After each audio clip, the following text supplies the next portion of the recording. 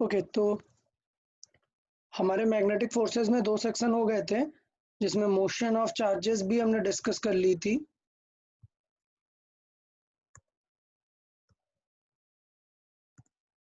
Okay, तो इसमें हमने different type of motion discuss कर ली, फिर हमने फोर्सेस बिटवीन टू वायर्स भी डिस्कस कर लिया।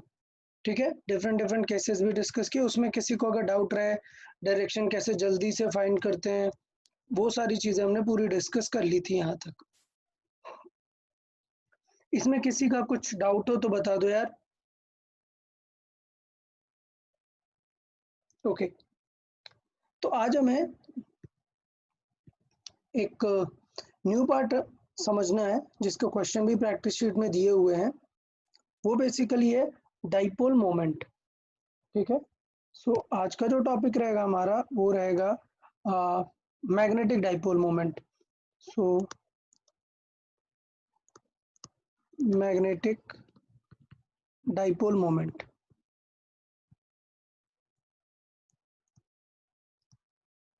ओके, तो किसी को याद है इलेक्ट्रिकल डाइपोल मोमेंट के बारे में? कोई फॉर्मूला बताए, किस लेटर से रिप्रेजेंट करते थे, क्या फॉर्मूला था? Q into 2A. P is equal to Q into 2A। ये बेसिकली क्या था, बीच की लेंथ। क्लियर? ये क्या था, चार्ज। ठीक, तो हम उस तरीके से मैग्नेटिक डाइपोल मोमेंट भी डिस्कस करते हैं। ठीक है, जो नेक्स्ट चैप्टर है मैग्नेटिज्म एंड मैटर, क्या है next chapter, magnetism and matter, उसमें हम डिटेल में इसको पढ़ेंगे कि एक बार के लिए, एक बार मैग्नेट के लिए कैसा होता है। बट अभी के लिए हम जस्ट थोड़ा सा डिस्कस करेंगे कि मैग्नेटिक डाइपोल मोमेंट कैसे कंपेयर कर सकते हैं हम इसको इलेक्ट्रोस्टैटिक से। सो अगर मैं एक बार मैग्नेट लूं, ठीक, तो एक बार मैग्नेट जैसे हमने डिस्कस किया हुआ है कि एक बार मैग्नेट कैसा दिखेगा, एकदम उसमें नॉर्थ पोल होगा, साउथ पोल होगा, इस तरीके से बार मैग्नेट रहेगा। क्लियर है सबको बार मैग्नेट? ठीक, इसका हम कंपैरिजन देखेंगे इलेक्ट्रोस्टैटिक के साथ। तो पैरेलली हम देखेंगे इसका कंपैरिजन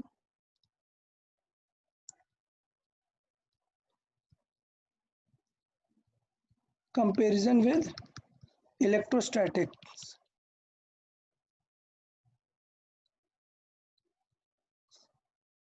ओके, सो इलेक्ट्रोस्टैटिक्स में हम डाइपोल बनाते थे, यहाँ पर नेगेटिव चार्ज रखते थे, यहाँ पर प्लस क्यू चार्ज रखते थे।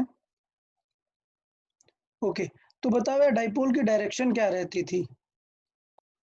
Negative to positive. Negative. Okay, so ये हमने माइनस क्यू रखा, ये प्लस क्यू रखा, और इनके बीच की कुछ डिस्टेंस थी जिसको हमने 2a कहा हुआ था। ठीक है, सॉल्विंग में बेटर है इसलिए हमने इसे 2a कह दिया था। सो बेसिकली जो डाइपोल मोमेंट होता था, ये था इलेक्ट्रिक डाइपोल मोमेंट।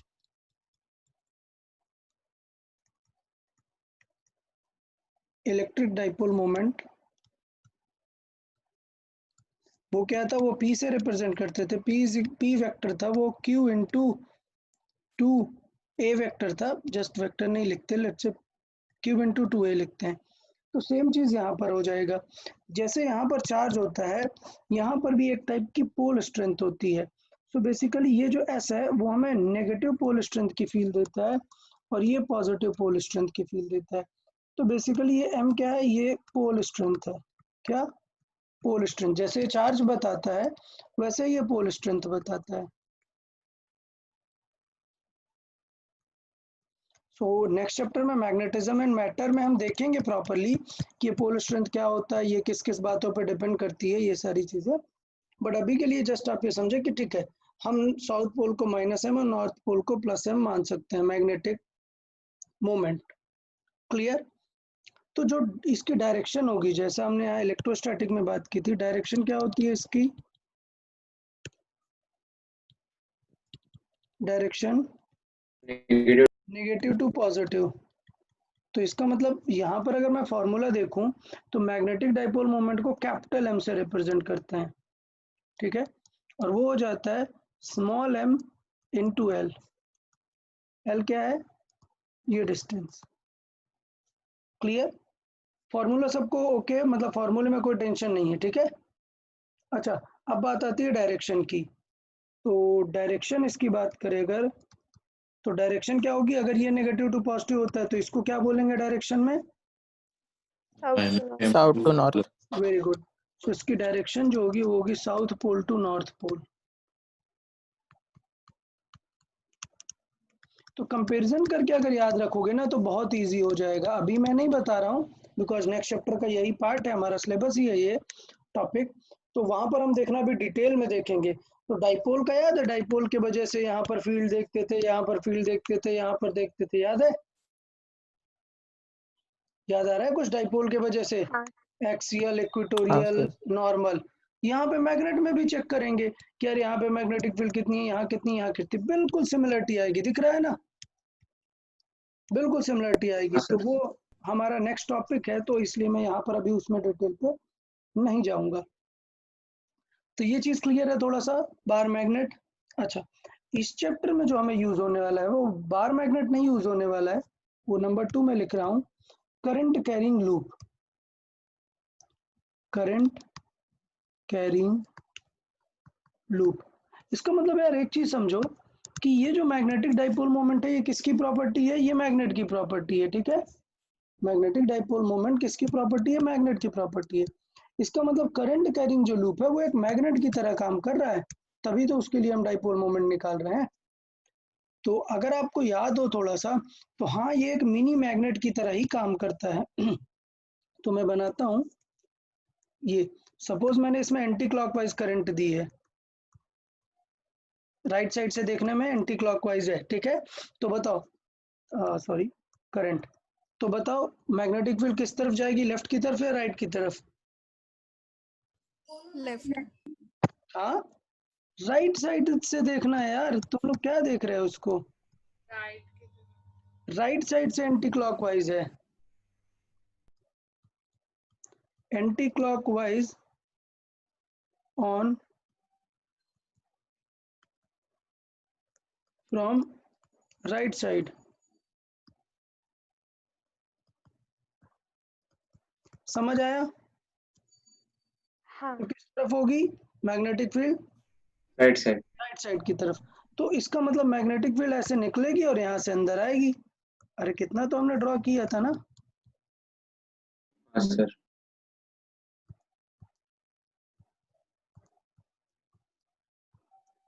ओके, तो इसका मतलब ये हुआ कि आपको याद है कि सिमिलर एक बिहेवियर शो करता है। एक छोटा सा मैग्नेट अगर मैं ले लूं, इसको साउथ कह दूं, इसको नॉर्थ कह दूं, तो ये भी तो यही फील दे देगा ना।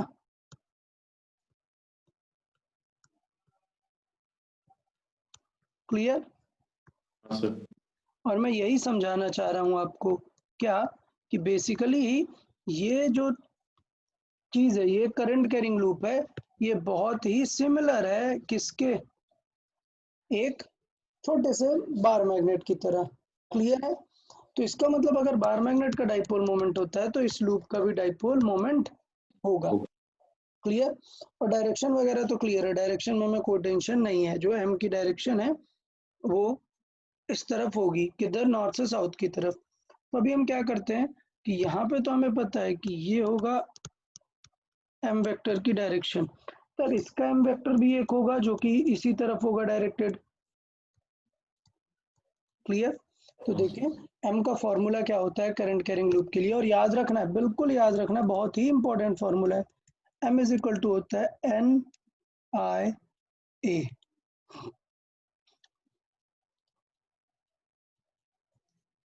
ठीक है, एम इज इक्वल टू होता है एन आई ए। जहाँ पे मैं चीजें लिख देता हूँ, एम आपको पता ही है, एम क्या है यार? Dipole moment, magnetic dipole moment. But अब मुझे पता है कि मैग्नेटिज्म चैप्टर पढ़ रहा हूँ तो मैं सिर्फ डाइपोल मोमेंट लिखूंगा। एन मतलब क्या है? Number of turns. या नंबर ऑफ लूप्स बोलेंगे यहाँ पर, क्योंकि अगर ऐसा सोलेनॉइड टाइप होता है तो बोलते हैं टर्न्स, और अगर एक ही जगह पे ऐसे रखा हुआ है तो क्या बोलते हैं? Number of loops. अच्छा एक मिनट, किसी ने स्टूडेंट ने मुझे डाउट भेजा था कि sir number of turn suppose 50 है, तो फिर लेंथ देनी चाहिए सोलेनॉइड की 50 टर्न्स। नहीं यार, वो कॉइल है, 50 टन मतलब ऐसे ही रैप है, एक ही रेडियस पे रैप है। वो कभी मार्केट पे देखे हो किसी इलेक्ट्रिशियन के यहाँ वायर रैप्ड रहती है कॉइल में, ये वो सर सेटअप है। 50 लूप्स हैं अगर यहाँ पर, मतलब ये वो सेटअप है कि एक ही कॉइल है वो। और ये सोलेनॉइड एक अलग चीज है जिसमें लेंथ वाइज पूरा स्प्रिंग टाइप में है 50 लूप्स। पॉइंट समझ में आ रहा है कि फर्क क्या है? आंसर दोनों का सिमिलर है।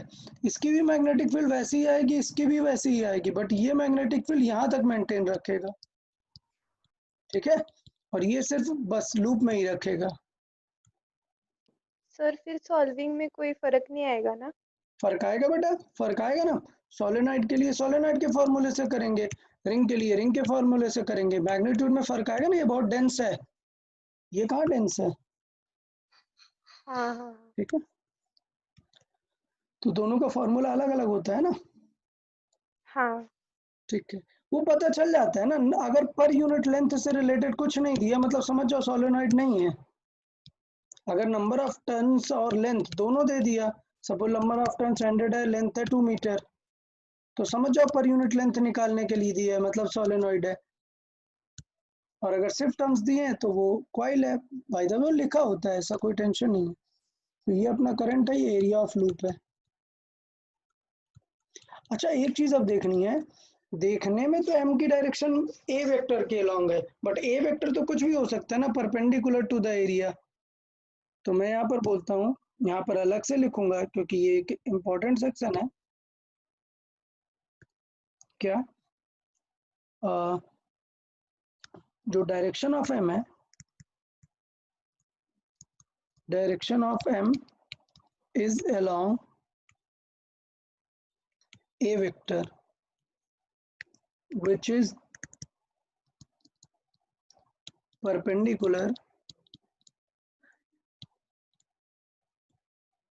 अच्छा ये पता है ना कि area vector perpendicular to the area होता है, to the plane of loop और एरिया, वो जो एरिया है उसके प्लेन के परपेंडिकुलर होता है। अच्छा इतना इनफ नहीं है आपको पता है कि एम की डायरेक्शन क्या होनी चाहिए, जिधर मैग्नेटिक फील्ड जा रही है उस तरफ होना चाहिए। इसका मतलब ये जो मैं राइट हैंड रूल से बी की डायरेक्शन देखता हूँ वही तो एम की डायरेक्शन है ना, समझ आया? हाँ तो लूप के लिए अगर एम की डायरेक्शन देखनी है तो आप बस right hand thumb rule apply कर सकते हो, समझ आया? हाँ सर। तो डायरेक्शन फाइंड करने के लिए यहाँ पर मैं हाईलाइट कर देता हूँ,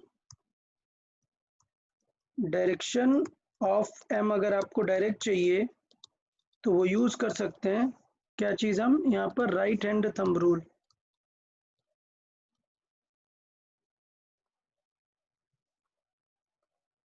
thumb rule, right hand thumb rule में क्या चीज है, जो करंट है वो कर्ल ऑफ फिंगर्स में होना चाहिए, करंट कहाँ होना चाहिए, कर्ल ऑफ फिंगर्स में। तो थंब किस तरफ होगा, मैग्नेटिक फील्ड की तरफ।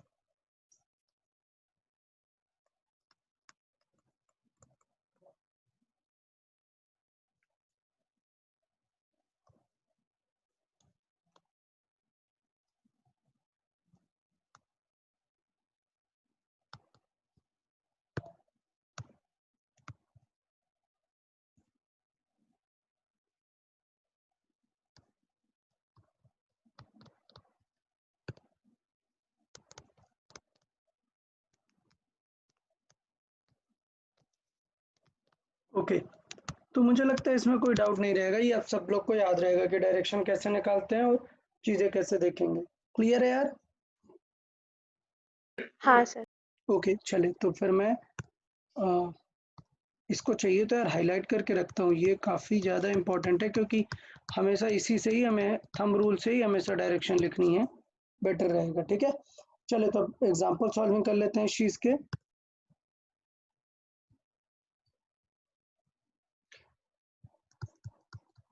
देखो यार क्वेश्चन समझना भी बहुत इंपॉर्टेंट है क्योंकि इसमें क्या है, चीज़ें थोड़ा सा 3D में रहेंगी तो आपको प्रॉपरली उसके अकॉर्डिंग ध्यान देना पड़ेगा। तो मैं बनाता हूँ,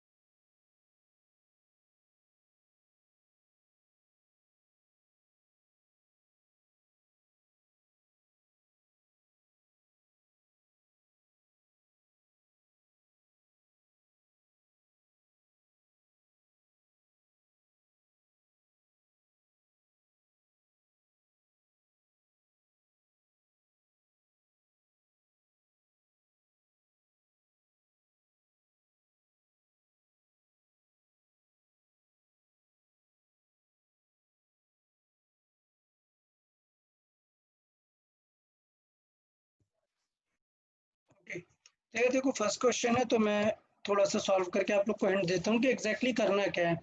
डाइपोल मोमेंट का पहले तो हमें मैग्नीट्यूड देखना है। मैग्नीट्यूड का फॉर्मूला क्या होता है एम का? NIA very good, NIA। ठीक है, तो मुझे पता है कि यार मैग्नेटिक मोमेंट में नंबर ऑफ लूप्स कितने हैं? 1 ये है। करंट कितनी है? I। एरिया कितना होगा? स्क्वायर। स्क्वायर है, L स्क्वायर हो जाएगा। ठीक है, तो इसका मतलब आंसर अगर देखें तो ये हो गया सिर्फ IL स्क्वायर। डन। अब डायरेक्शन की बात करनी है, डायरेक्शन बताओ। +K ओके, तो अभी अच्छी बात यह है कि क्या इसके इंक्लिनेशन से कोई फर्क पड़ेगा क्या इसकी डायरेक्शन पे? नहीं कोई फर्क नहीं पड़ने वाला है। ठीक है, वेक्टर वाइज अगर हम देखें तो ये एंटी क्लॉकवाइज है, तो इसका मतलब थंब किस तरफ आएगा? Out of plus outward. Plus Z. तो मैं यहाँ पे लिखता हूँ राइट हैंड रूल से, राइट हैंड थंब रूल से। अब मैं डिटेल में नहीं लिख रहा हूँ, थंब रूल से डायरेक्शन क्या आने वाली है? Positive Z axis. सबको समझ आया? तो एम वेक्टर का आंसर क्या होने वाला है? एम वेक्टर का आंसर आएगा IL स्क्वायर के कैप। क्लियर है? किसी को डाउट इसमें? नहीं सर। अच्छा, याद रखना दोनों चीजें पूछी जाती हैं एग्जाम में। सिर्फ मैग्नीट्यूड भी पूछा जाता है और वेक्टर भी पूछा जाता है, तो दोनों चीजें आपको आनी चाहिए, मैग्नीट्यूड निकालना भी और वेक्टर निकालना भी। ठीक है, चलो। तो मुझे लगता है ये क्वेश्चन इजी है। सबको समझ आ गया ना बेसिक्स क्या करना है? डन। अब टफ सा क्वेश्चन दे देते हैं एक।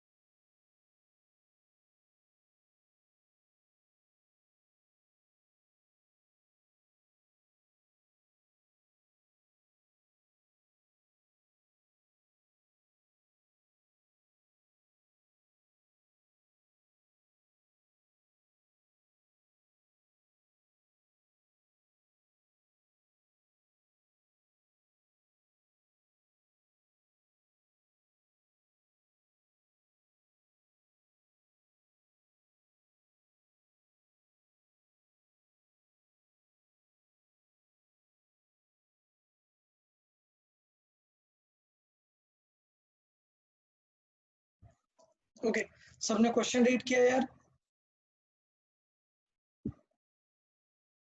हाँ क्वेश्चन सबको समझ आया? कि हमें मैग्नीट्यूड अलग निकालना है और डायरेक्शन अलग निकालनी पड़ेगी, डायरेक्शन वेक्टर। ठीक है, तो मैग्नीट्यूड निकाले पहले। मैग्नीट्यूड सब लोग जल्दी से निकाले, क्या होगा?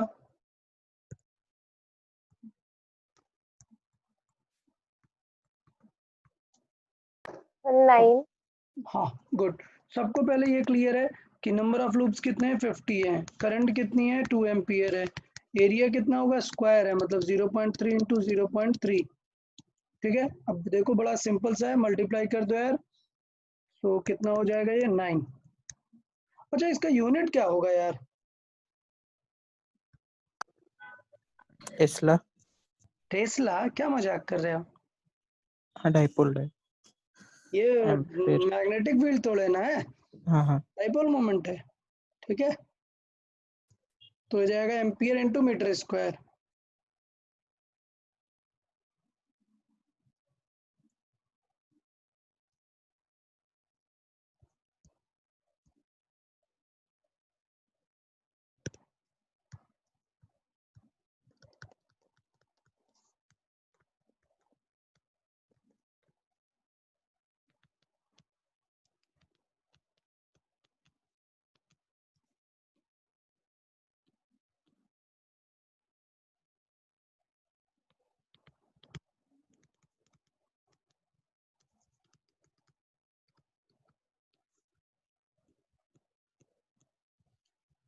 ओके, तो यार अभी डायरेक्शन के बारे में बताओ डायरेक्शन किस तरफ होगी?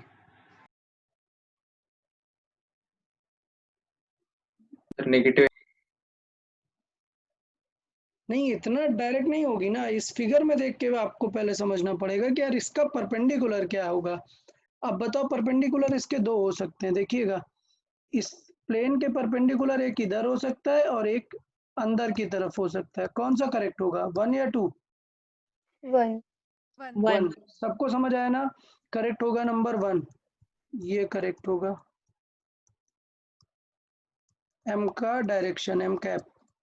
अब जल्दी से ये डायरेक्शन बता दो यार, समझ आया?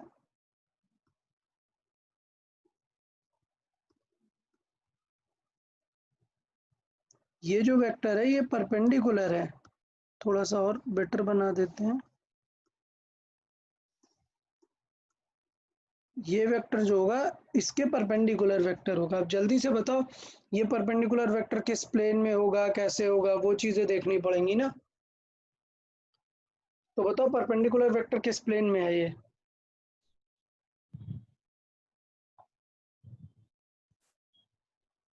यार अगर ये 60 डिग्री है तो इसका मतलब ये कितना होगा?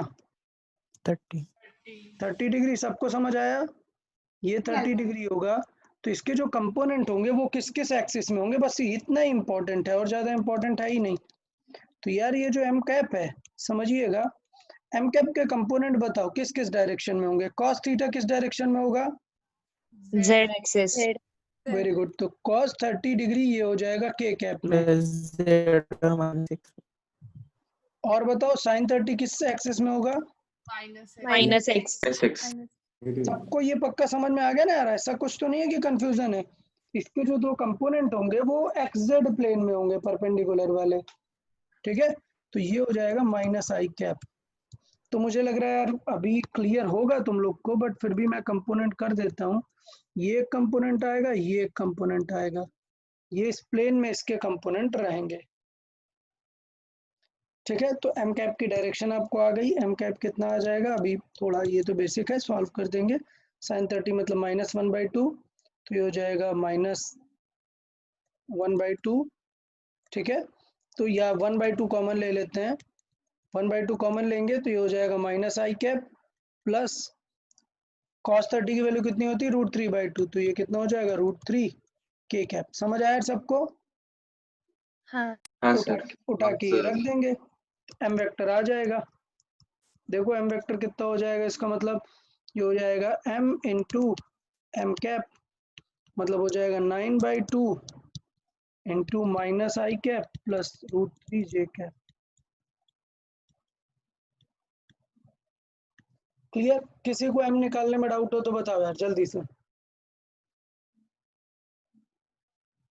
पक्का? पक्का किसी को कोई डाउट नहीं है ना? हाँ हाँ सर। ओके हाँ गुड यार, गुड गुड वेरी गुड। चलो तो एक और क्वेश्चन देख लेते हैं, और थोड़ा सा टफ वाला। ठीक है। अच्छा एक चीज और, मजाक नहीं यार, मैं फिर से बोल रहा हूँ, प्रैक्टिस शीट फोर्सेस वाला सॉल्व कर दो। और हाँ, मतलब कल सॉल्व करके आना यार, पहले मैग्नेटिक इफेक्ट ऑफ करंट का डिस्कस करेंगे, फिर फोर्सेस का डिस्कस करेंगे।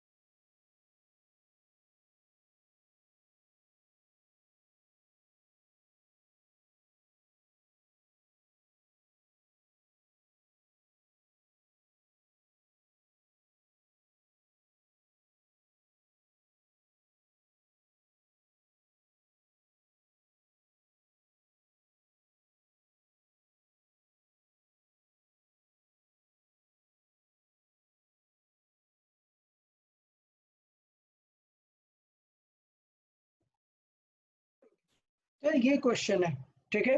अभी आप लोग को आइडिया तो लग गया होगा कि ठीक है ये क्वेश्चन है। बताओ क्या इसका एम डायरेक्ट आएगा क्या? कोई एक सिंगल वैल्यू होगी क्या इसकी? नहीं। नहीं। नहीं। तो इसका मतलब ये है कि ये एम दो आने वाले हैं, एक अलग आएगा और एक अलग आएगा। तो बेटा ये पता है ना कि अगर एम टोटल चाहिए तो वो क्या होगा, रिजल्टेंट ऑफ एम ऑल। ये चीज क्लियर है सबको कि जब हम एम ऐड करेंगे तो ऐसे नहीं ऐड कर देंगे, पूरा रिजल्टेंट ऐड करेंगे। क्लियर? हाँ। हाँ। तो एक बार ट्राई कर लो यार, सारे लोग ट्राई कर लो। मैं यहाँ पे ये चीज लाइन लिख देता हूँ, ये लाइन मैं यहाँ पे लिखता हूँ कि, या ऊपर ही लिख देता हूँ कि जो एम अगर टोटल हमें कभी चाहिए तो सारे वेक्टर्स का क्या करना पड़ेगा, वेक्टर एडिशन करना पड़ेगा। खैर यहाँ पे स्पेस नहीं है।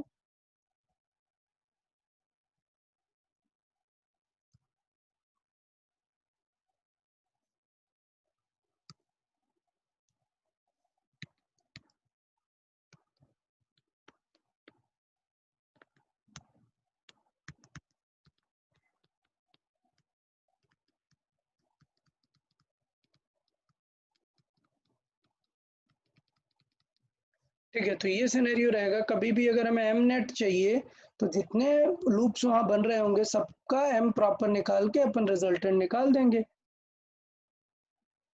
डन। चलो तो ये दोनों लूप का जल्दी से निकालें। अब एक चीज याद रखना पड़ेगा यार, एरिया बदल जाएगा। ऊपर वाले लूप का एरिया कितना होगा? L square by 4। हाँ, एल 4। अच्छा नहीं वाह। नहीं 2 नहीं। एल स्क्वायर बाय हाँ यार ये L L by two. Square by 2। हाँ, तो थोड़ा सा प्रॉपरली सॉल्व कर लेंगे और ये हो जाएगा अपना एल बाई टू, बट ये तो रहेगा एल ही। तो दोनों वेक्टर अलग अलग सॉल्व होंगे। ठीक है, जल्दी से दोनों m1 m2 निकालें। m1 m2 निकालो और उसके अकॉर्डिंग करें।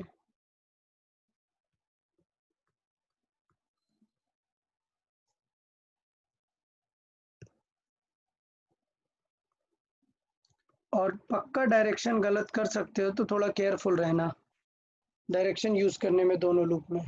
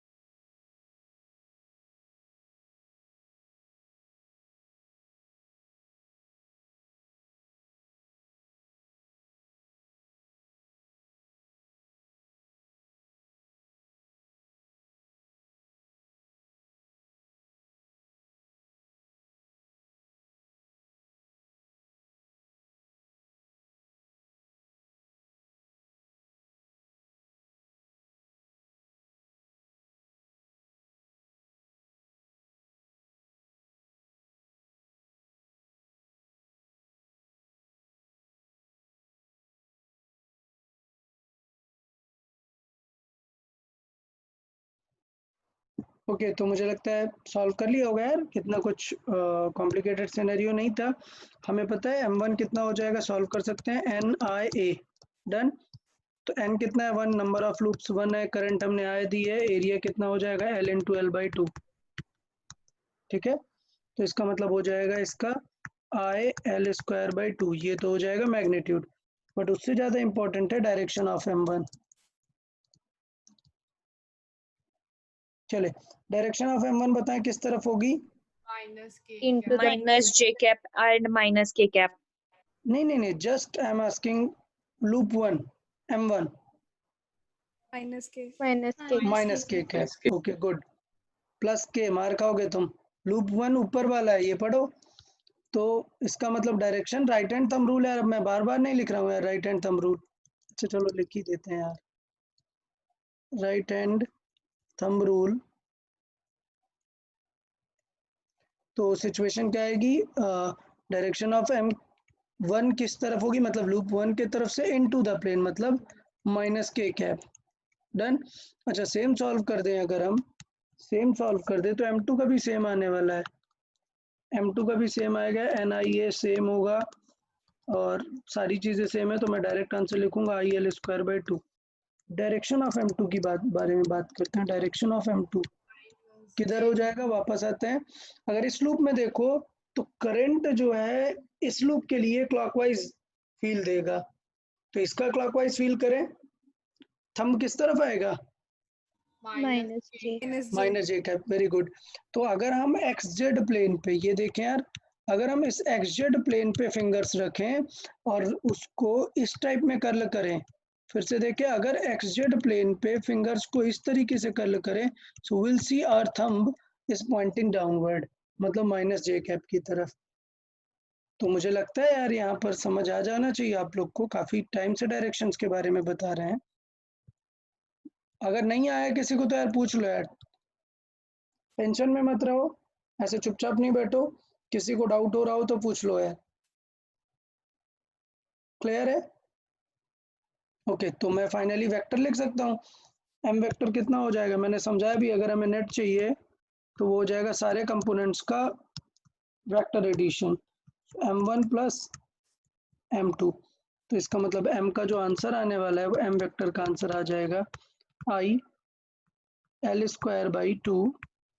ब्रैकेट में माइनस जे कैप माइनस के कैप। बट ये तो ठीक है, ये तो वेक्टर है, बट ऐसे क्वेश्चंस में कई बार वेक्टर नहीं पूछता, क्या पूछ लेता है, मैग्नीट्यूड पूछ लेता है। तो मैग्नीट्यूड निकालना जस्ट सीखा है ना।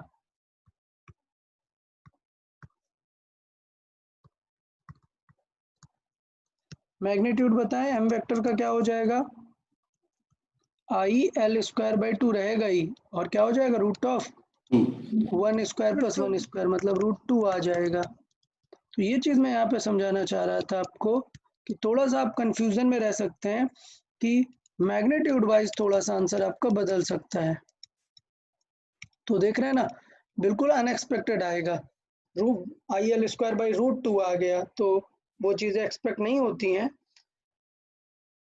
बट अभी मुझे लगता है सॉल्विंग के थ्रू आपको समझ में आने लग गया यार, कोई डाउट है क्या? नहीं सर। अच्छा, तो ये यहाँ पर हम सिर्फ, मैंने बताया कि यार इस चैप्टर में हम लूप के बारे में ही डिस्कस करेंगे, अदरवाइज आप देखोगे तो ऐसे क्वेश्चन भी मिलेंगे, एक मैग्नेट ऐसे रखा है, एक मैग्नेट ऐसे रखा है, बताओ भाई डाइपोल मोमेंट कितना हो जाएगा, इसका डाइपोल मोमेंट m है, इसका m है, तो नेट कितना आएगा, बीच m√2। m√2। समझ आया ना, मतलब मुझे लगता है अभी कोई उतना डाउट वाली बात नहीं बची। बट हम अभी इसे नहीं डिस्कस करेंगे, इसे हम नेक्स्ट चैप्टर में ही डिस्कस करेंगे, मैटर में, मैग्नेटिज्म एंड मैटर। क्लियर यार? बताओ यार, लूप में से मैग्नेटिक मोमेंट में किसी को कोई डाउट है? सर हाँ, ये मैग्नीट्यूड कौन सा वाला लिखना होगा फिर फाइनली, IL²/√2 या फिर 2 वाला? मतलब 2 वाला या क्या? मतलब सर यहाँ पे सेपरेट मैग्नीट्यूड निकाला है ना, हाँ, तो वो ये वाला लिखेंगे या फिर IL²/2? जस्ट आप ये बोल रहे हैं IL²/2 ये? हाँ मतलब सर डायरेक्शन के साथ। नहीं, ये तो m1 है ना, ये टोटल है ही नहीं, our total answer is this. ये जो आंसर आया ये तो सिर्फ एक पार्ट का है उसके, इसे तो आंसर लिख ही नहीं सकते ना हम। हमारा हाँ आंसर ये है। अगर हमें लिखना है कि नहीं क्वेश्चन में सिर्फ एम दिया है, वेक्टर वगैरह नहीं दिया, तो फिर हमें यही आंसर लिखना पड़ेगा। हाँ हाँ आप समझ रहे हो ना, आंसर आपका 2i cap plus 2j cap है। तो आप इसका अगर सिर्फ वैल्यू पूछा है स्पीड का, तो आप 2√2 लिखेंगे, सिर्फ 2 नहीं लिख सकते। आप समझ रहे मैं क्या बोल रहा हूँ? हाँ हाँ वेक्टर का नेट रिजल्टेंट निकालेंगे ना, वो दोनों 90 डिग्री के वेक्टर हैं। पक्का यार, सबको क्लियर है लूप वाला? सर हाँ सर एक डाउट था वो हमने एक पूरे क्लोज लूप के लिए मैग्नेटिक फील्ड का फॉर्मूला देखा ना, अभी हमने स्प्लिट करके लिखा, तो एक वाला पार्ट मतलब वो एक्स एक्सिस का पार्ट रह जाएगा, एक रह जाएगा। वेरी गुड डाउट, कैसे वेरी मतलब गुड यार, वेरी गुड। क्यों किया समझा, मैं समझ गया आपका डाउट। चले तो बेसिकली मैं आपका डाउट क्लियर कर देता हूँ। आपके डाउट पे थोड़ी मैथ लगा देते हैं, समझे? क्वेश्चन ये है,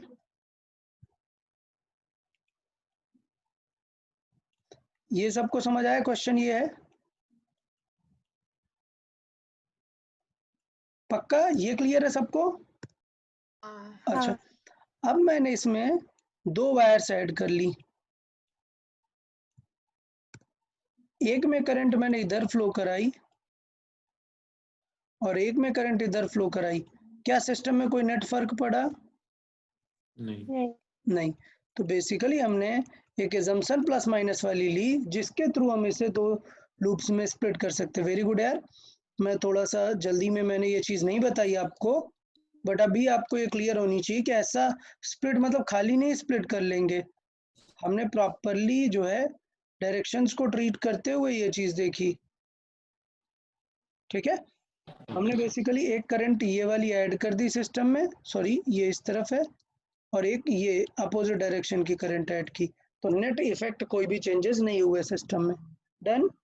हाँ सर वेरी गुड यार, मिस हुआ थोड़ा मुझसे, याद नहीं था मुझे ये चीज़ बताने का। अभी क्लियर है सबको? थोड़ा सा याद रखना कि इस तरीके से हम करते हैं। ऐसा ओपनली कहीं भी कुछ भी लूप मत मान लेना कि सर ये सर्किल बना है और आप ऐसे कट करके लूप मान लो। कंसिडर करेंगे कि एक लाइन इधर है और एक लाइन इधर है, तभी आप स्प्लिट कर सकते हो। अब ये दोनों अलग अलग सॉल्व कर सकते हैं।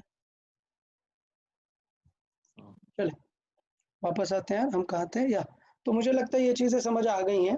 अच्छा, अब आपको एक चीज़ ये याद है कि यार इलेक्ट्रिक फील्ड में अगर एक डाइपोल रखा था तो क्या होता था? क्या क्या चीजें हमने पढ़ी थी, याद दिलाओ? टॉर्क और फोर्स। टॉर्क, फोर्स और एक चीज potential energy. Potential. Potential energy. ये 3 चीजें हमने डिस्कस की। तो यार जब ये लूप भी एक मैग्नेटिक फील्ड ही है, मतलब मैग्नेटिक डाइपोल मोमेंट कैरी कर रहा है, तो इसे मैग्नेटिक फील्ड में रखेंगे तो इस पे भी तो ये तीनों चीजें आ जाएंगी ना। क्लियर? तो बेसिकली हम किस सेटअप की तरफ बढ़ रहे हैं, आप ये देखो। आपको याद है कोई भी मैग्नेटिज्म का सेटअप होता है उसमें लूप को ही रखते हैं मैग्नेटिक फील्ड के बीच में। ये मैग्नेटिक फील्ड है और यहाँ पर रख देते हैं लूप। तो हमें ये देखना होता है कि मैग्नेटिक फील्ड अगर ऑन है और आपने इस सर्किट में करंट फ्लो करा दी, क्या फ्लो करा दी? करंट फ्लो करा दी, तो इसका मतलब इस लूप पे क्या लगने लगेगा? टॉर्क, फोर्स और एनर्जी चेंज होने लगेगी। समझ आया? तो बेसिकली ये इलेक्ट्रिकल एनर्जी इसको टॉर्क लगा के घुमा देगी और ये हमारी डिजाइन हो जाएगी क्या? मोटर। मोटर क्या, जिसमें हम प्लग लगाते हैं, करंट फ्लो होती है और व्हील घूमने लग जाता है। क्लियर है सबको? हाँ हाँ। ऑल्दो हम मोटर इस चैप्टर में स्टडी नहीं करेंगे, मोटर हम ईएमआई में स्टडी करेंगे, लेकिन जस्ट मैं आपको एक बता रहा हूँ कि ये जो हम पढ़ने जा रहे हैं इसका यूज कहाँ पे होगा। ठीक है, बट पढ़ना तो अभी हमें यहीं पर ही है। तो देख लेते हैं हमें क्या पढ़ना है एग्जैक्टली है कि एक मैग्नेटिक फील्ड में लूप। ठीक है, सो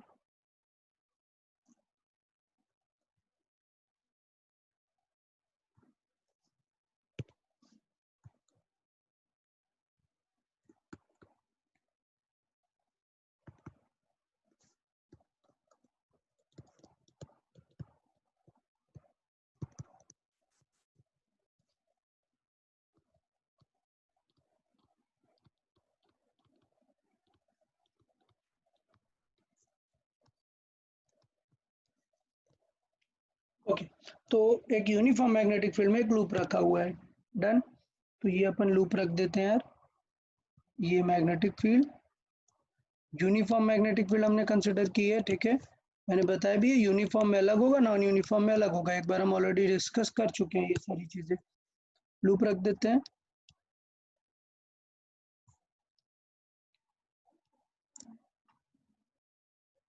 ठीक है। सो इस लूप में कुछ ना कुछ करंट फ्लो हो रही होगी, वो करंट भी डिनोट कर सकते हैं हम यहाँ पर। सो लेट्स से इसमें कैसी करंट जा रही है, क्लॉकवाइज करंट जा रही है। अगर कहाँ से देखेंगे हम, राइट साइड से, ठीक है। तो कुछ लोग, मैं फिर से बोल रहा हूँ, स्टूडेंट इसको लेफ्ट से देखने लग जाता है। लेफ्ट से नहीं देखना है, कहाँ से देखना है, राइट साइड से देखना है। तो ये करंट कैसी दिखेगी अगर राइट से देखोगे तो, क्लॉकवाइज। क्लॉकवाइज, ठीक है।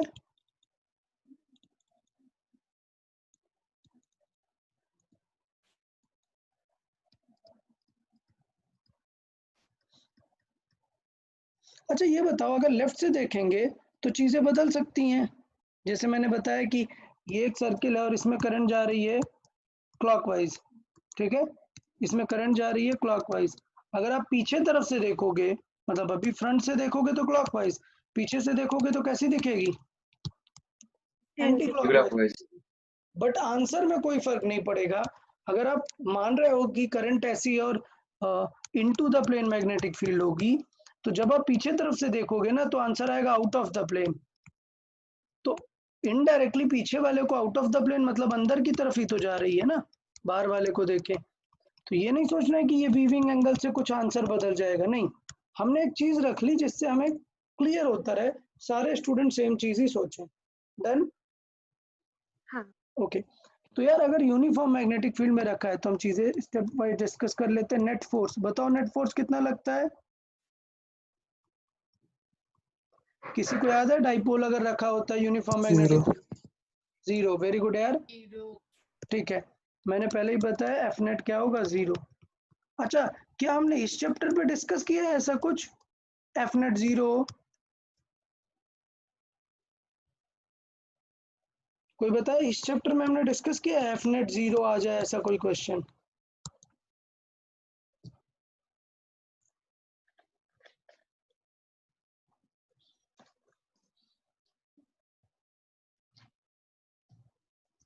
तुम लोग का सर मेमोरी मतलब या डाइपोल में, डाइपोल में नहीं, मैग्नेटिज्म में, फोर्स में, कहीं पे भी मैग्नेटिज्म में।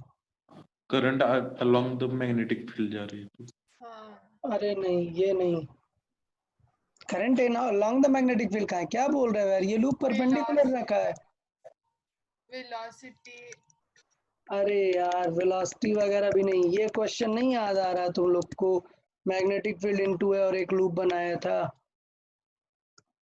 सर्कल बनाया था। L हाँ, effective zero होने पर. तो एल इफेक्टिव होने पे जीरो, तो ये इसी का तो एक एक्सटेंडेड वर्जन है ना। ये एक अलग आइडिया से हमने सॉल्व किया। एट द एंड तो यही वाली बात है ना, कि कोई भी एक लूप जरूरी तो, अच्छा लूप मतलब स्क्वायर मत समझो हमेशा, ए लिखना है, वो एरिया कुछ भी हो सकता है।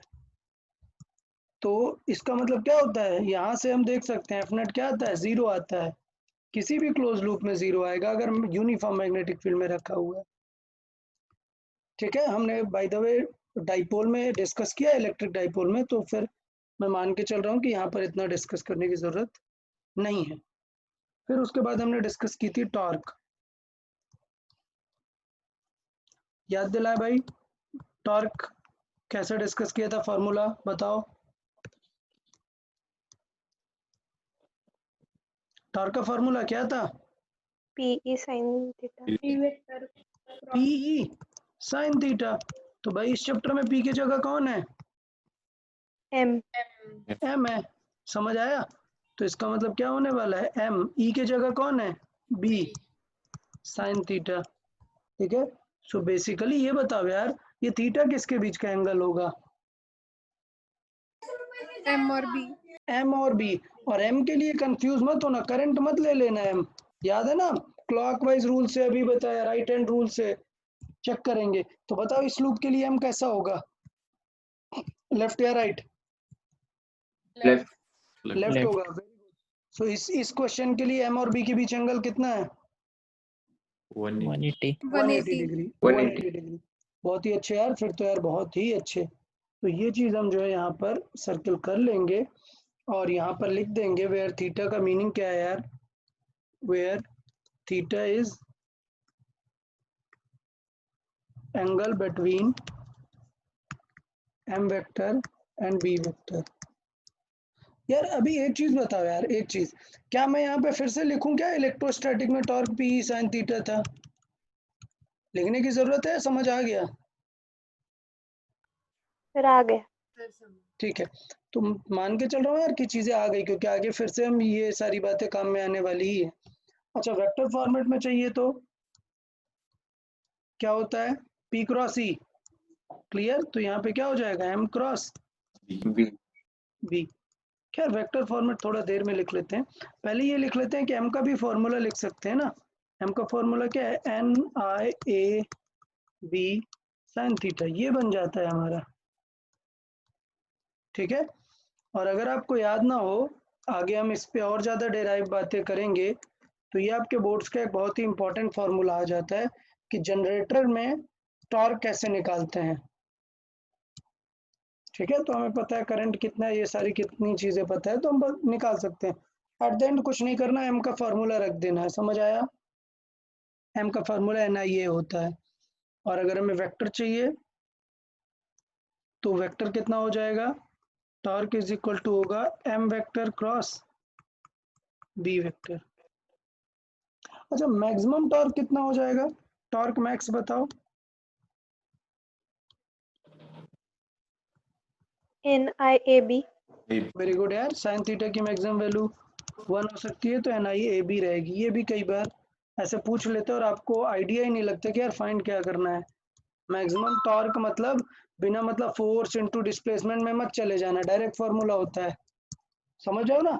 ये मत करने लग जाना, ये लेंथ है, इस पे फोर्स निकालो, इस पे फोर्स निकालो, इस पे निकालो, इस पे निकालो, फिर टॉर्क चेक करो, मत करना ऐसा, ठीक है। डायरेक्ट कभी भी किसी मैग्नेटिक फील्ड में अगर रखा हुआ है लूप तो टेंशन नहीं है, डायरेक्ट ही लिखेंगे हम, अलग अलग में फोर्स नहीं निकालेंगे। क्लियर है? हाँ। Okay, uniform. अब यूनिफॉर्म का मतलब ये मत कर देना यार कि ये वायर पे भी पूछा हूँ कि फोर्स निकालो टॉर्क निकालो तो आप यही फॉर्मूला लगा दो। इसमें काम आएगा क्या है फॉर्मूला? नहीं, क्यों नहीं काम आएगा? Because B magnetic field vary करके है। Very good. तो ये जैसे हम डिस्टेंस में आगे जाएंगे, बी वेरिएबल है, बी वेरी कर रहा है, तो यहाँ इस तरह नहीं करेंगे, यहाँ वही अपना बेसिक वाला करेंगे, फोर्स निकालेंगे और परपेंडिकुलर डिस्टेंस लेंगे, टॉर्क निकाल देंगे। समझ आया? हाँ सर। चलिए, बहुत ही अच्छी बात है। तो यार अगर टॉर्क मुझे ये चीज पता चल गई तो थोड़ा सा मैं यहाँ पे कुछ आइडियाज एकदम फिक्स बना लेता हूँ टॉर्क को लेके, ठीक है। सोचो अगर लूप लूप परपेंडिकुलर रखा हुआ है मैग्नेटिक फील्ड के, तो एम किस तरफ होगा, इधर लेफ्ट और राइट? समझ आया? लूप अगर मैग्नेटिक फील्ड के परपेंडिकुलर रखा है तो क्या होगा, इधर लेफ्ट होगा एम या राइट होगा। क्लियर है यार? हाँ। तो मैं यहाँ पर एक इंपॉर्टेंट केस यहाँ पर लिखता हूँ, when loop is kept perpendicular to magnetic field,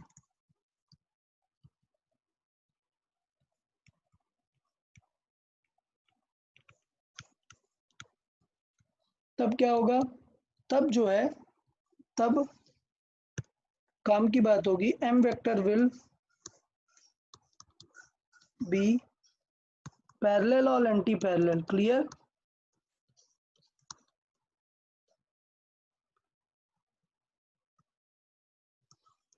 anti parallel, तो इसका मतलब क्या होगा, थीटा कितना होगा, 0 और 180। यस, तो थीटा विल बी 0 और 180 डिग्री। तो बेटा साइन 0 या 180, क्या आंसर आएगा? 0। 0। जीरो। तो ये बहुत ही बड़ी बात है कि अगर लूप परपेंडिकुलर रखा हुआ है तो क्या टॉर्क लगेगा, क्या नहीं, नहीं नहीं लगेगा। यही यहाँ पर सिखाने का पर्पस था आपको, क्या कि अगर लूप परपेंडिकुलर रखा है तो एक चुपचाप से रखा रहेगा, कुछ मूव नहीं होगा।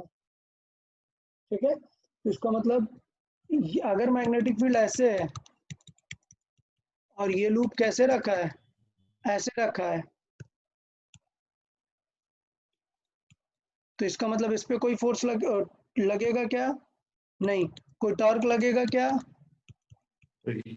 नहीं। तो यही हम समझाना चाह रहे हैं कि अगर loop perpendicular to magnetic field लगा हुआ है तो कुछ भी नहीं होगा इस पे। इन दिस क्वेश्चन अच्छी बात यह है कि इस पे एफ नेट भी 0 ही रहेगा और टॉर्क भी 0 है, तो कुछ करेगा क्या ये लूप? कुछ नहीं करेगा, रखा रहेगा बस। डन। हाँ अच्छा, अब एक और स्पेशल बात देख लेते हैं फिर। When loop is kept parallel to magnetic field,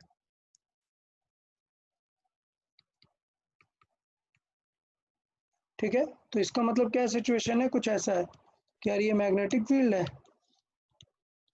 और लेट्स से ये लूप है। अच्छा, तो लूप में हमें करंट देखनी पड़ेगी, तो लेट्स से करंट है इसमें clockwise.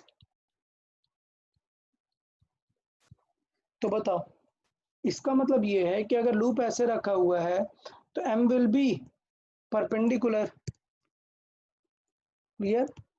m vector will B perpendicular.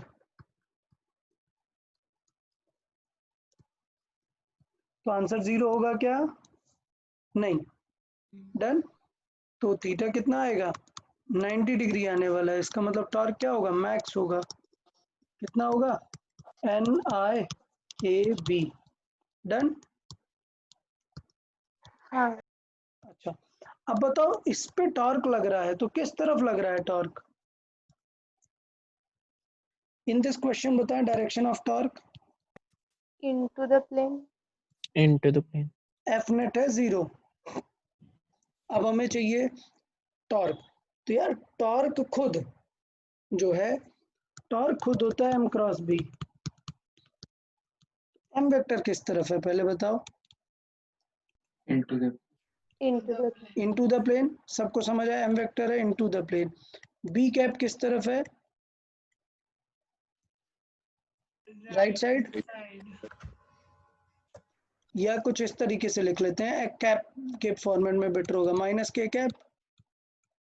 और ये किस तरफ होगा? plus I cap plus I cap. तो बेटा टॉर्क की डायरेक्शन क्या हो जाएगी?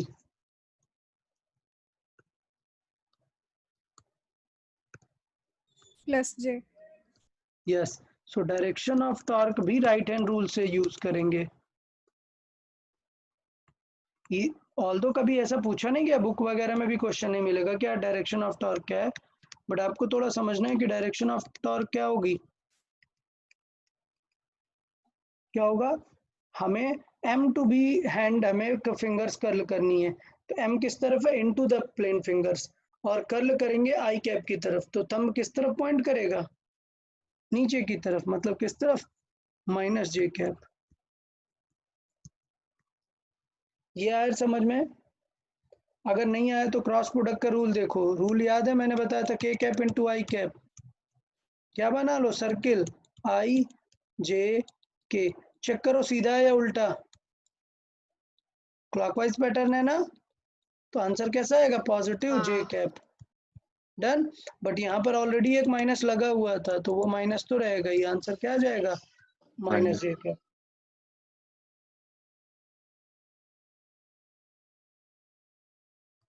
तो इस तरीके से भी देख सकते हैं। किसी को टॉर्क की डायरेक्शन को लेके कोई टेंशन? बाय द वे कभी क्वेश्चन में पूछा नहीं है बुक में टॉर्क का डायरेक्शन, बट फिर भी हम यहाँ पर देख सकते हैं कि टॉर्क का डायरेक्शन क्या होगा? Minus J cap. डन। अच्छा, टॉर्क का डायरेक्शन ठीक है। आप मुझे नेचर बताएंगे कि ये लूप कैसे घूम जाएगा? ये लूप इसके अबाउट घूमेगा या इस एक्सिस के अबाउट घूमेगा? ये बताओ। हॉरिजॉन्टल। Horizontal. हॉरिजॉन्टल के अबाउट घूमेगा?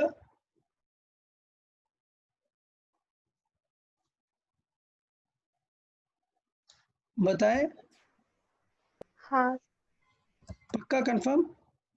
चल एक्सप्लेन करें कैसे आपको लग रहा है कि हॉरिजॉन्टल के अबाउट घूमेगा।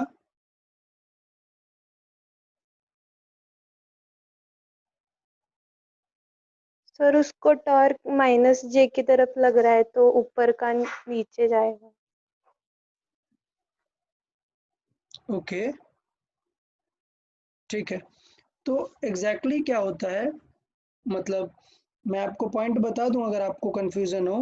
जो टॉर्क होता है वो इस तरीके से लिखते हैं, अगर मोशन क्लॉकवाइज है तो टॉर्क कैसा होता है बताओ। अगर एक व्हील क्लॉकवाइज घूम रहा है तो टॉर्क किस तरफ होगा बताएं। इसका जो नेचर है वो क्लॉकवाइज है, बताओ टॉर्क का डायरेक्शन क्या होगा, Inward. Into the plane. Done यार, ये चीजें बता चुका हूं मैं, ऐसा कुछ नहीं है। अगर ये एक व्हील है जो उल्टा घूम रहा है,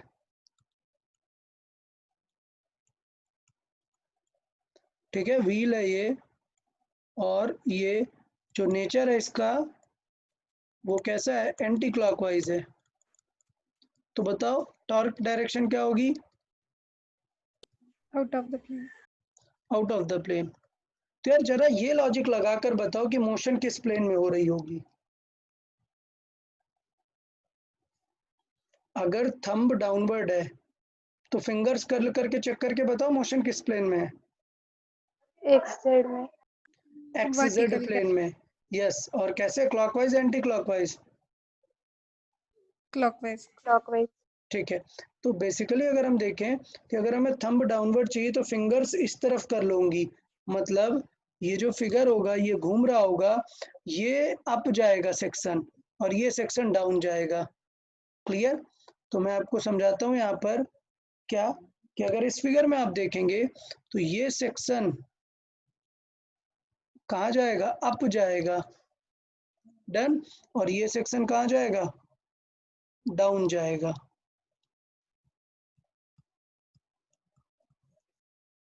क्लियर? कैसे चेक किया हमने, टॉर्क की डायरेक्शन से। क्लियर? सबको समझ आया यार?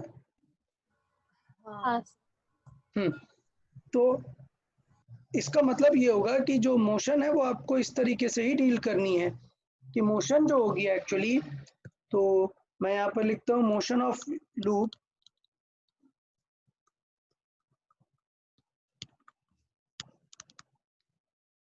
so motion of loop is always from from M to B। और ये यार एकदम हाईलाइटेड वाली चीज है, समझ आया क्या कैसे चेक करना है। M किस तरफ है, B किस तरफ है, M to B मोशन होती है, तो M किधर है, इनटू द प्लेन, और B किधर है, बाहर की तरफ। तो मतलब समझ आया कि किस तरफ होगी, अंदर से बाहर की तरफ ये सर्किल घूम रहा होगा। समझ आया सबको? हाँ. ठीक है, तो मोशन कैसे देखते हैं, M to B देखते हैं। सो बेसिकली M और B का जो भी प्लेन होगा उसी प्लेन पर ही मोशन हो रही होगी। सो एक्सिस ऑफ रोटेशन क्या हो जाएगी, ये वाली, ये एक्सिस ऑफ रोटेशन नहीं रहेगी।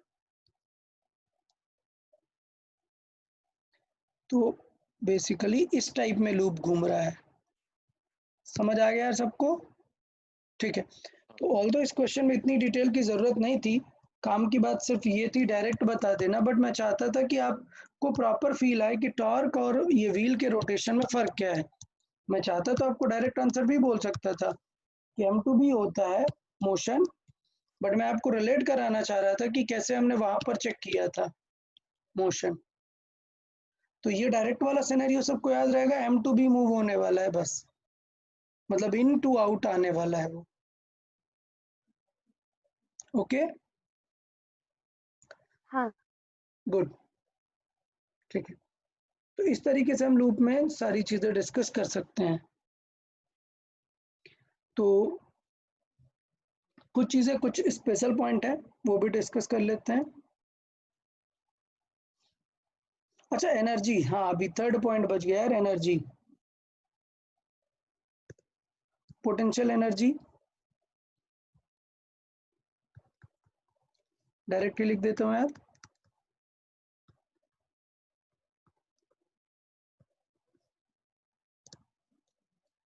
बताया यार पोटेंशियल एनर्जी का क्या था formula? PE cos theta. P cos theta. Minus अब इसका मतलब, यस माइनस तो लगाना ही है, भूल मत जाना यार। तो इसका मतलब हो जाएगा minus M B cos theta. तो अब मैं डिटेल नहीं लिख रहा हूँ, u इज इक्वल टू हो जाएगा minus N I A B cos theta. और अच्छी बात है कि ये डायरेक्शनलेस क्वांटिटी है तो टेंशन इसकी लेनी ही नहीं है। बट एक चीज याद रखना है कि u की जो मिनिमम वैल्यू है, u मिनिमम कितना होगा? जो मिनिमम होगा वो होगा माइनस ऑफ एन आई ए, क्योंकि पोटेंशियल एनर्जी नेगेटिव लिख सकते हैं। जो मैक्सिमम वैल्यू होगी वो होगी plus N I A B. Done सबको? ये चीजें मिस मत करना। कुछ लोग मिनिमम वैल्यू किसे ले लेते हैं? जीरो। जीरो मिनिमम होती है क्या? नहीं, पोटेंशियल एनर्जी नेगेटिव भी हो सकती है। तो मिनिमम वैल्यू कितनी है? Minus N A B. ये कब होगी? When theta is equal to कितना है? 0 0 degree. 0 degree. So when theta is 0 degree, और यहाँ पे व्हेन थीटा इज 180 डिग्री। ठीक है, तो एम और बी के बीच में एंगल है, लूप के अकॉर्डिंग हम चेक कर लेंगे एम और बी के बीच में एंगल कितना है, उसके अकॉर्डिंग ये वैल्यूज आएंगी। डन। थर्ड पॉइंट क्लियर है? पोटेंशियल एनर्जी स्ट्रेट फॉर्मूला है, डायरेक्ट ही पूछा जा सकता है। अच्छा स्टेबल और अनस्टेबल पोजीशन बताएं, कुछ याद है ना? स्टेबल और अनस्टेबल करके बताया था। तो हाँ मिनिमम पोटेंशियल एनर्जी मतलब क्या होगा? स्टेबल है अनस्टेबल? Step stable. और जो मैक्सिमम है ये बन जाएगा अनस्टेबल। अनस्टेबल। ठीक है, नेक्स्ट। हाँ, हमें एक स्पेशल पॉइंट देखना था।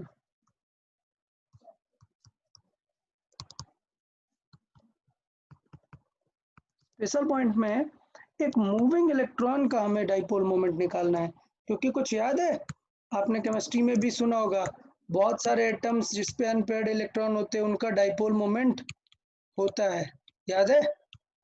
हाँ हाँ सर। ठीक है, तो अनपेयर्ड क्यों बोलते हैं? बेसिकली क्योंकि पेयर में होता है तो डाइपोल मोमेंट कैंसिल हो जाते हैं, इसलिए डाइपोल मोमेंट हम अनपेयर्ड वालों का ही निकालते हैं।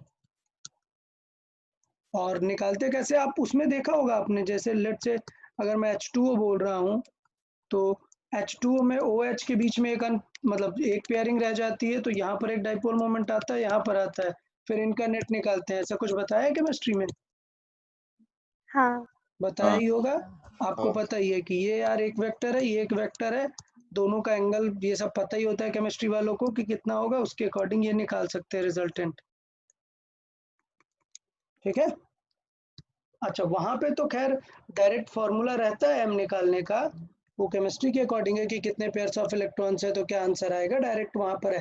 खैर हमें उस चीज पर डिस्कस नहीं करना, हमें प्रॉपरली देखना है कि अगर एक इलेक्ट्रॉन है तो एक इलेक्ट्रॉन कितना डाइपोल मोमेंट कैरी करता है। ठीक है, सो सॉल्व कर लेते हैं।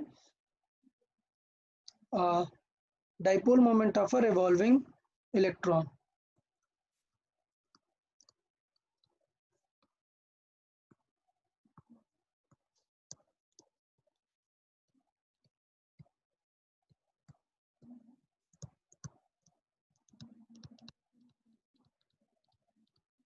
ठीक है, सो एक रिवॉल्विंग इलेक्ट्रॉन है, उसका हमें डाइपोल मोमेंट चाहिए, तो क्या सिचुएशन हो जाएगी? तो देख लेते हैं, मान लेते हैं ये एक्सिस है और ये उसका रिवॉल्विंग एक्सिस है और ये इलेक्ट्रॉन है। ठीक है, तो एक इलेक्ट्रॉन है, लेट्स से वो इस ऑर्बिट में रोटेट हो रहा है, तो कोई सी भी डायरेक्शन मान लेते हैं, लेट्स से वो ऐसे रोटेट हो रहा है। अच्छा, फिगर देख के बताओ, अगर मैं टॉप से देखूंगा तो क्या दिखेगा, क्लॉकवाइज या anti clockwise? Anti clock. Anti clockwise. चलो बहुत अच्छी बात है, एटलीस्ट तुम लोग को समझ में तो आ रहा है कि डायरेक्शन दी कैसे है। सो बेसिकली डायरेक्शन ऐसे है, अगर टॉप से देखेंगे तो इलेक्ट्रॉन हमें एंटी क्लॉकवाइज दिखेगा। ठीक, तो इसका मतलब ये होगा कि अगर हमने इसे एंटी क्लॉकवाइज माना तो करंट कैसी होगी? अपवर्ड। क्लॉकवाइज। क्लॉकवाइज होगी। क्लॉकवाइज। सो इलेक्ट्रॉन मोशन जो है, इलेक्ट्रॉन उसका मान लेते हैं कि कुछ हमारे पास ओमेगा है, और वो ओमेगा कैसा है? वो ओमेगा है एंटी क्लॉकवाइज। तो इसका मतलब करंट कैसी होगी? क्लॉकवाइज। ठीक है। अच्छा, करंट लेट से है आई क्लॉकवाइज, तो अब जल्दी से बताओ आई की वैल्यू कैसे निकाल सकते हैं?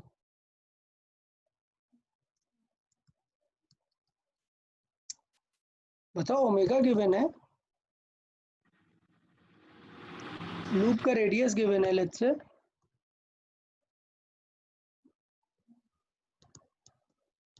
1.6 into 10 power 19 upon अरे रुको यार, क्यू की वैल्यू क्यों रख रहे हो, क्या कर रहे हो?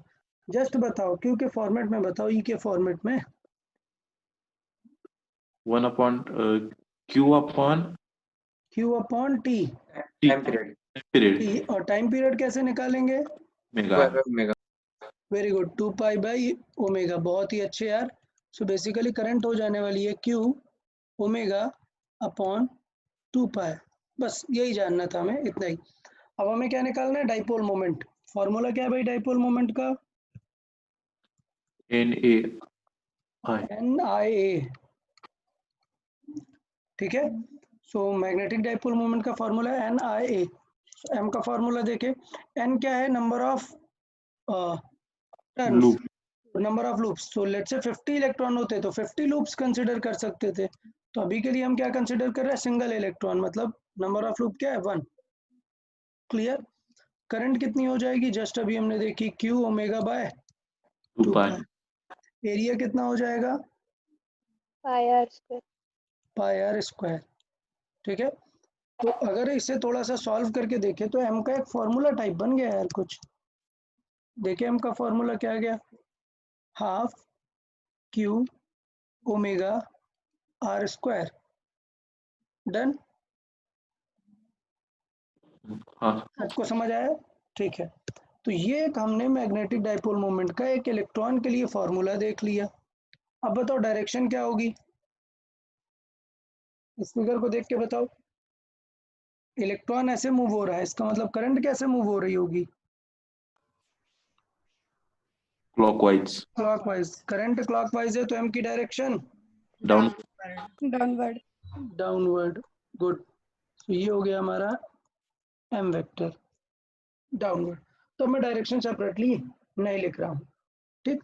तो अभी थॉट ये है, पॉइंट यहाँ पर ये है कि यार मैंने यहाँ पे लिखा है यार स्पेशल पॉइंट, ये स्पेशल पॉइंट कैसे बन गया? मतलब ये तो बेसिक सी कैलकुलेशन है ना, स्पेशल पॉइंट क्यों यहाँ पर मैं लिखना चाह रहा हूँ? देखिए मैं क्यों यहाँ पर लिखना चाह रहा हूँ।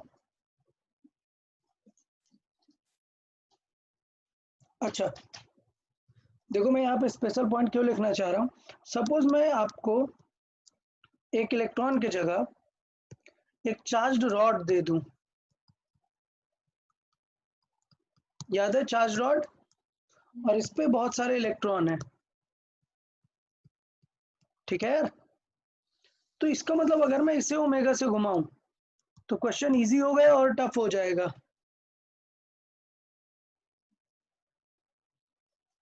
एम निकालना है भाई।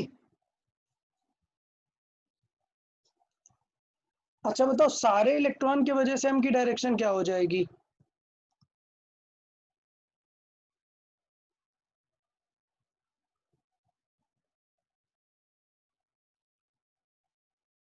डाउनवर्ड। हाँ ठीक है यार, तुम लोग क्या कर रहे हो यार, इतना कैसे नहीं समझ रहे हो? इलेक्ट्रॉन घूम रहा है इस तरह से, इसका मतलब करंट घूम रही होगी अपोजिट इस तरीके से। क्लियर? मतलब m किधर होगा? डाउनवर्ड। अच्छा, सबका m डाउनवर्ड होगा ना, मतलब आपको समेशन चाहिए ना टोटल। Yes sir. हाँ ठीक, इसका मतलब क्या करना पड़ेगा? इंटीग्रेट करना पड़ेगा एक छोटे से एलिमेंट के वजह से m। समझ आया? हाँ हाँ तो उस छोटे से एलिमेंट में आप d क्यों लिखो?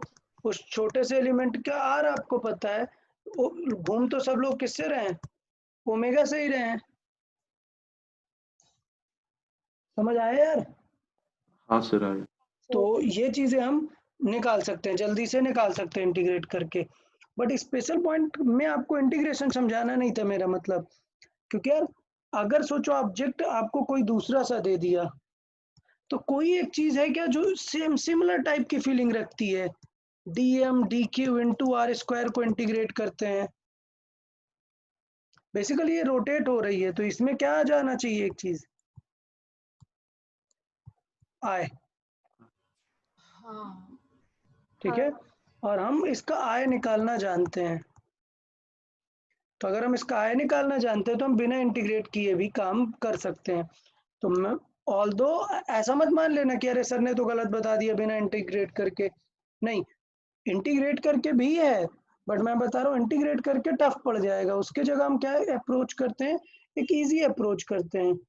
ठीक है, तो इजी अप्रोच क्या है देखें। For any rotating object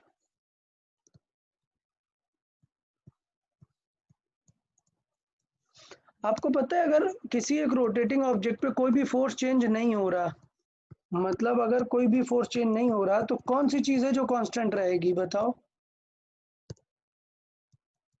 when there is no external force.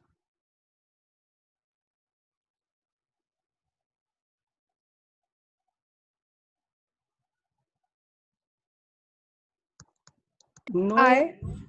नहीं भाई, क्या चीज कांस्टेंट रहा करती थी पूरे रोटेशन में? एक ही चीज तो थी जो हम बोलते थे यार ये कांस्टेंट है। ओमेगा नहीं।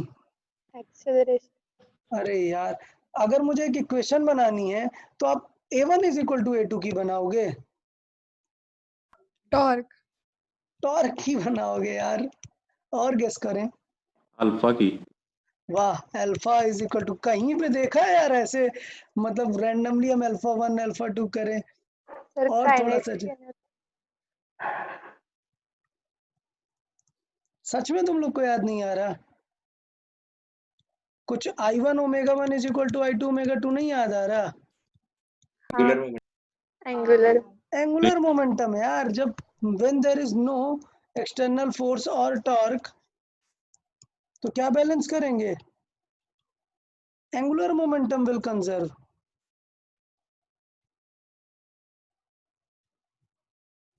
ठीक है, तो बेसिकली हम यहाँ पर एल का ही लॉजिक यूज करने वाले हैं। सो एंगुलर मोमेंटम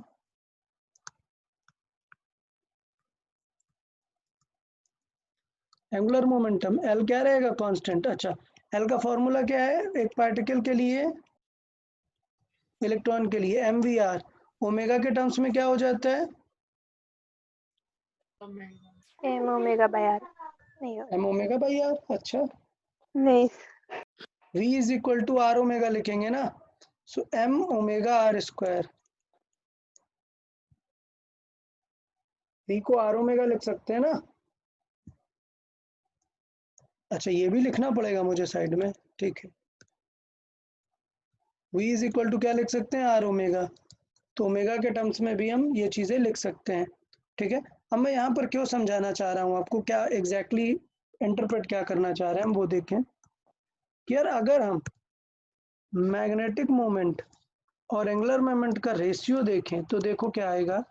ये क्या था? Half Q omega R square, याद है? और ये क्या आ रहा है? M omega R square.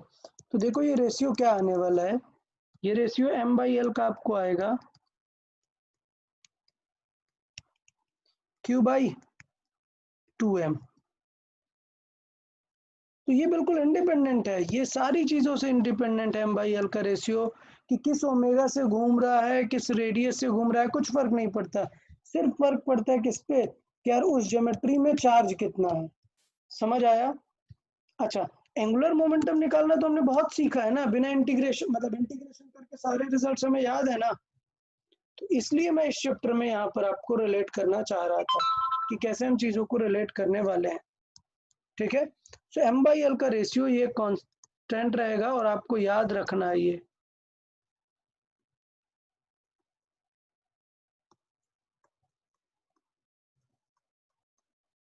चलो ठीक है, तो मैं मान के चल रहा हूँ कि ये चीज आप याद रखेंगे, m/l का जो रेशियो है वो होता है q/2m। अभी समझ में आ जाएगा तुरंत एग्जाम्पल के थ्रू कि ये बताने का पर्पस क्या था।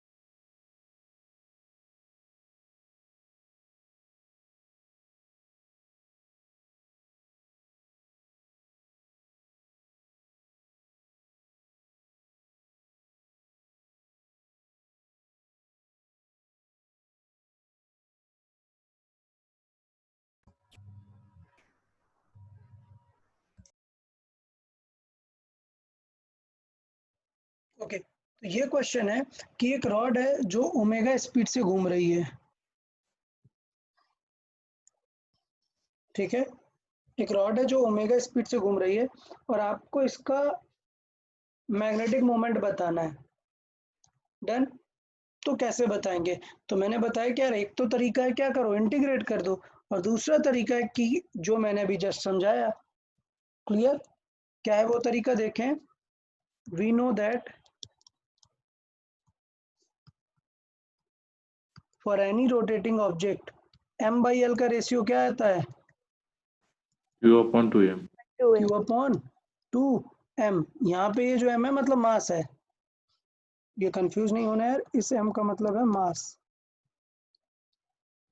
ये तो आप जानते हो। डन। अच्छा, तो m क्या है? m हमें फाइंड करना है। l क्या होता है बताओ? अगर रॉड घूम रही है तो फिर कैसे निकालेंगे? mvr लिखेंगे क्या? नहीं। ऑब्जेक्ट के लिए I कैसे लिखते हैं? कुछ याद आ रहा है? पार्टिकल के लिए m into d square. mr²। L कैसे लिखते हैं पार्टिकल के लिए? mvr type. फॉर ऑब्जेक्ट्स कैसे लिखते हैं? I omega. I ओमेगा यार, mr² d², पता नहीं क्या क्या बोल रहे हो यार। रिवीजन टेस्ट स्टार्ट है, थोड़ा सा अच्छे से रिवाइज करिएगा। चले, तो I ओमेगा होता है ये क्या होता है? I omega is equal to q/2m। अच्छा, I पता है, रॉड के लिए I का फॉर्मूला एज के about ml²/3। ml²/3 into omega is equal to q/2m। तो मुझे लगता है अब आपको समझ आ गया आंसर।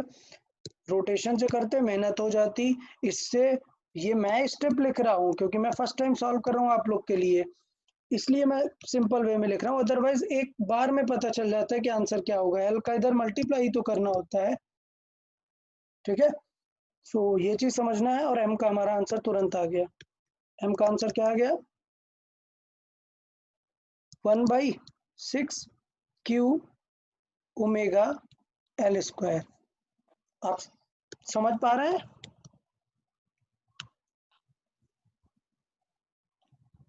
यार बताओ समझ आया कि नहीं? किसी को डाउट क्या? नहीं सर। ठीक है, तो ये एक बहुत ही सिंपल लगा कि नहीं? बताओ तरीका। हाँ। तो डिस्ट्रीब्यूटेड सिस्टम जो कॉन्टिन्यूअस सिस्टम होते हैं उनका हम इसी तरीके से निकालते हैं, क्योंकि उन सब का आई हमें पता है। तो यार मैं एक क्वेश्चन देता हूँ, यहाँ से फिर अपना लेक्चर ओवर करेंगे, कंप्लीट करेंगे। तो मैं एक एग्जांपल देता हूँ जिसको आप लोग ट्राई करें। सिमिलर है, मतलब अब मैं डिटेल क्यों ही लिखूं, डायरेक्टली फिगर बना देते हैं कि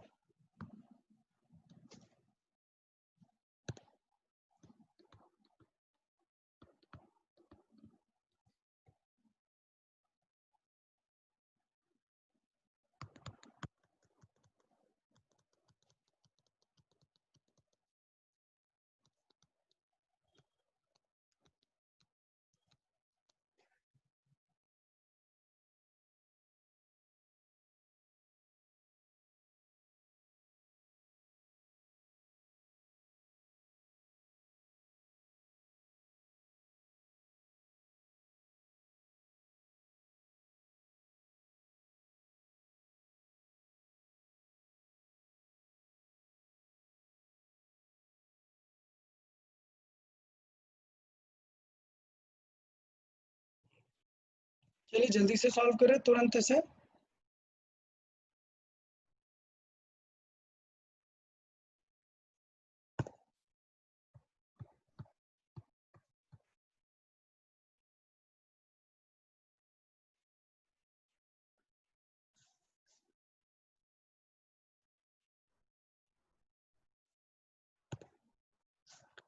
मैं थोड़ी हेल्प कर देता हूँ, मैं फार्मूला याद दिला देता हूँ। m/l का फार्मूला आता है Q/2m। यहाँ पे m मतलब मास है, टेंशन नहीं ले।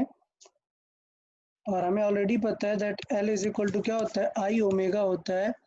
और बेटा आपको याद हो, अगर हेमिस्फीयर के लिए I कैसे लिखेंगे, हॉलो के लिए कैसे लिखते हैं? 2/5 हॉलो 3 2/, 3 हॉलो के लिए 2/3 mr² इंटू W। ये बताओ हेमिस्फीयर, ये तो फुल स्फीयर का है, हाफ हेमिस्फीयर का कितना होगा, मतलब हेमिस्फीयर का देखें। mr²/2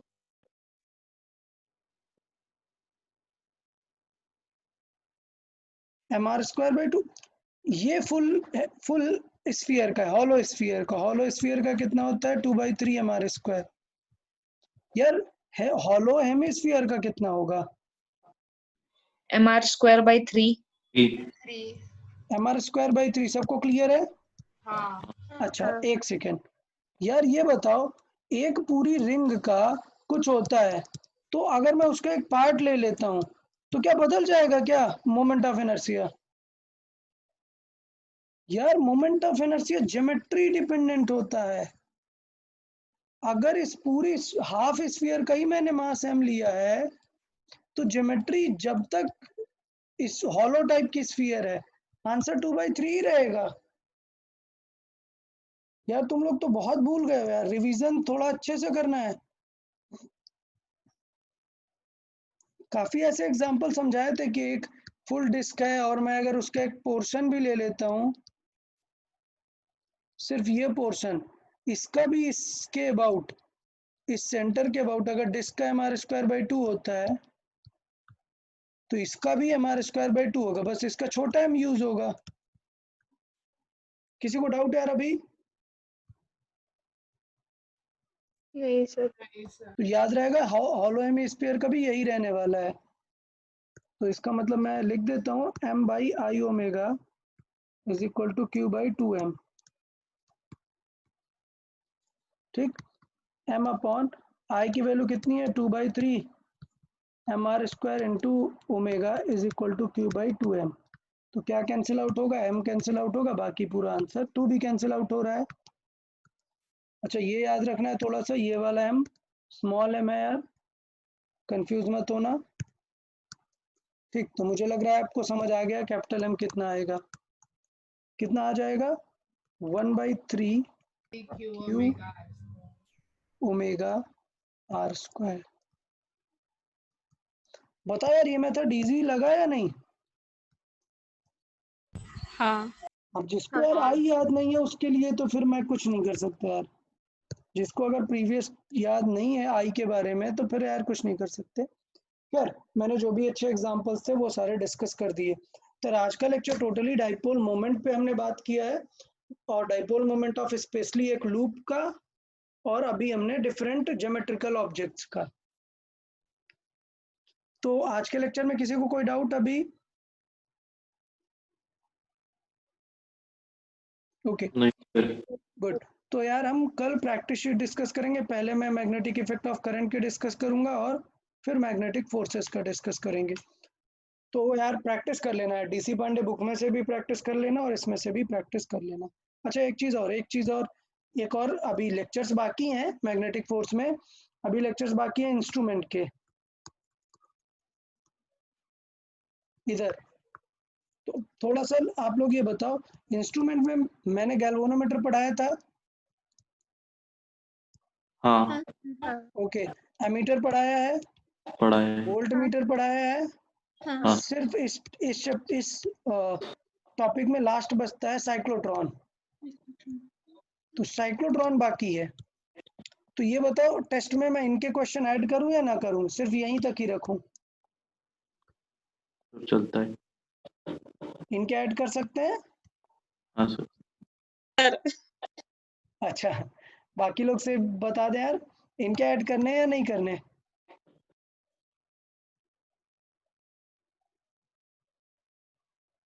चलो ठीक है यार, ऐसा करते हैं अभी के लिए नहीं रखते हैं। ओके, तो ये पोर्शन कवर्ड नहीं है। आगे कोई भी टेस्ट होगा जिसमें हम चैप्टर ऐड करेंगे मैग्नेटिज्म, तो ये सारा कुछ आएगा। ठीक है हाँ चले यार, हाँ तो आज के लिए काफी है। अभी ये इंक्लूडेड नहीं है, जहां तक हमने पढ़ा है सिर्फ वही इंक्लूडेड है टेस्ट में।